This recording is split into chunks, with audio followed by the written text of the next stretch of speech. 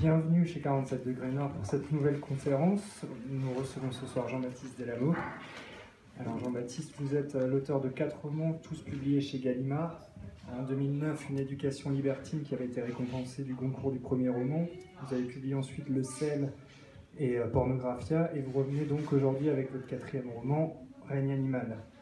Alors c'est un livre absolument sensationnel et je pèse mes mots. Pour faire court, parce qu'on va évidemment y revenir, Règne animal raconte l'histoire d'une ferme familiale qui se transforme en à peu près un siècle en un élevage de porcs industriels.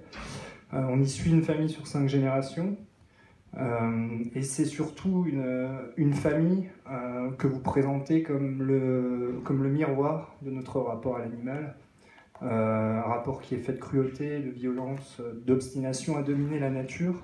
Et c'est aussi un miroir de la violence que les hommes s'infligent entre eux. Alors, je vais commencer en précisant que c'est un livre qu'on ne peut pas vraiment dissocier, qu'on ne peut pas totalement dissocier en tout cas de votre parcours personnel et de votre engagement personnel pour la défense de la cause des animaux, puisque vous êtes adhérent à l'association L214, que vous connaissez, une association que vous connaissez tous, puisque c'est l'association qui diffuse depuis plusieurs mois les images assez terribles des abattoirs où les animaux sont massacrés de manière absolument insupportable. Vous avez signé sur le site internet de cette association en mai dernier une très belle tribune qui était intitulée « Une utopie qui approche à grands pas » et dans laquelle vous vous éleviez contre l'idée du déterminisme, selon laquelle l'homme dominerait la chaîne alimentaire et l'animal serait donc une proie naturelle. Alors, pour ceux qui se poseraient la question, il faut quand même commencer par préciser que malgré cet engagement-là, Règne animal, c'est un roman, c'est une histoire, c'est une saga familiale, et c'est pas une thèse ou un essai, comme d'autres personnes ont pu le faire. Je pense à Émeric Caron avec Antispéciste, ou plus en amont, Franz-Olivier Gisbert avec L'animal est une personne, c'est vraiment un roman. Bonsoir, merci pour votre invitation. Effectivement, Règne animal est un roman, et ça n'est pas non plus un roman militant. Ma réflexion sur la question de la condition animale s'est construite en parallèle de l'écriture de ce texte-là. Et évidemment, cette sensibilité, cette réflexion et ce travail d'écriture se sont télescopés pendant le travail sur Règne animal.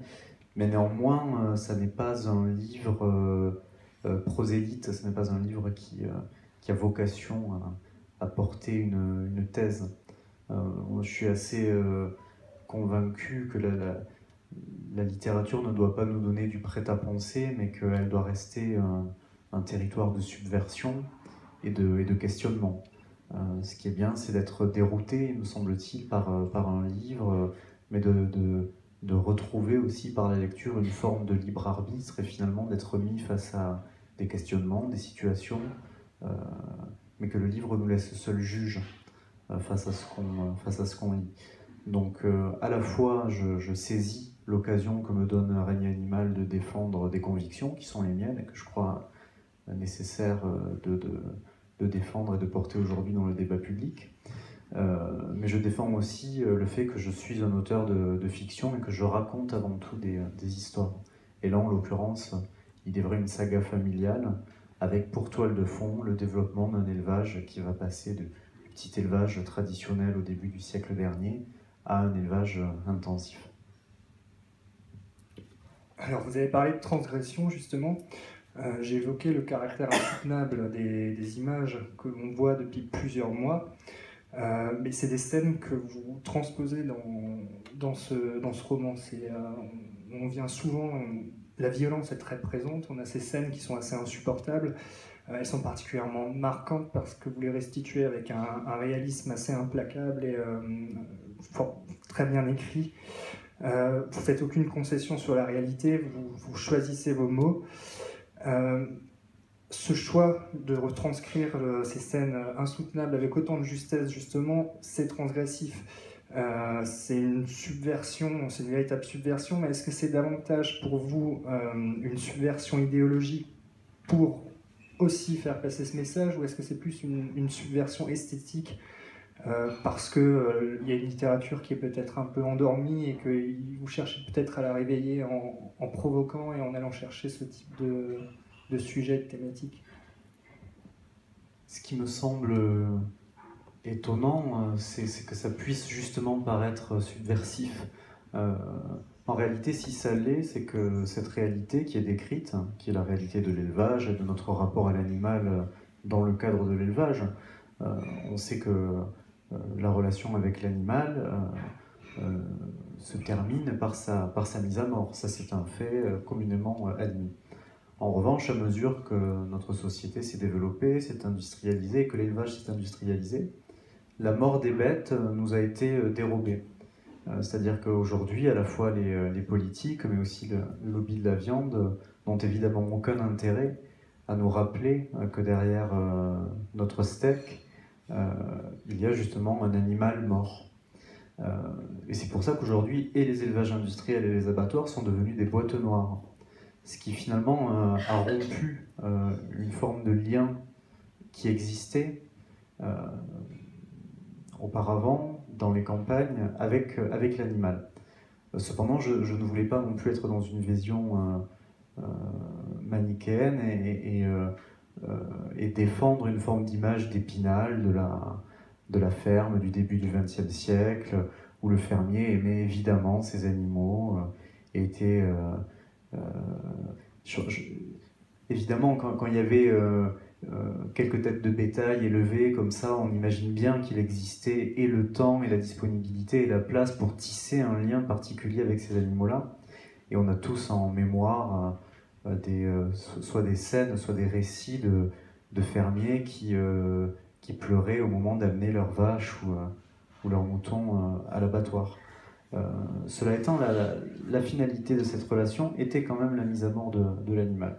Et je pense, mais ça on y reviendra peut-être, qu'il se joue là dans cette forme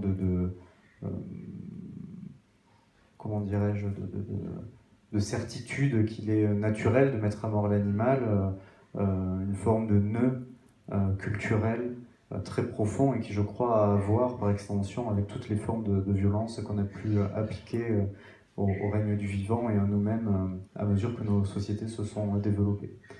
Mais pour revenir à l'origine de votre question, ce qui m'importait, c'était de ramener cette vérité qui nous est donc dérobée et de la décrire le plus justement possible. Souvent, la littérature, ça agit un peu, je pense, comme la photographie, qui est un art que j'aime beaucoup, c'est que ça nous aide à déporter notre regard. Il y a des fois des choses qu'on ne voit plus, et le seul fait d'être légèrement décalé, elles nous sont révélées, elles nous apparaissent autrement. Parfois, on ne voit plus les choses aussi par habitude, simplement. Et le fait de choisir un autre prisme, une autre grille de lecture, un autre regard, nous les fait apparaître dans leur vérité, que nous avions oubliée ou qui nous avait été soustraite.